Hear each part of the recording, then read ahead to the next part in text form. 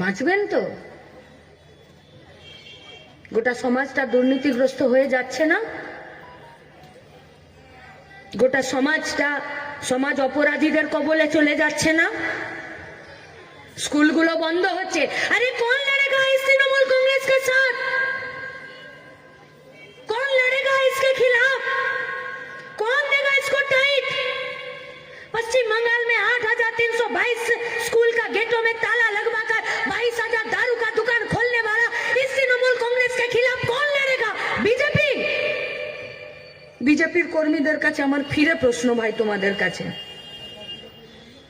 তোমাদের যদি দম আছে তোমরা আজকেই এই সবার পরে নিজেদের পার্টি অফিসে যাও, বসো, আর গিয়ে তোমরা বলো তোমাদের বিজেপি, তোমাদের দেশের নেতাদের কাছে যে পশ্চিমবঙ্গে 8,322টা স্কুল বন্ধ করে দেওয়ার বিরুদ্ধে লড়বে।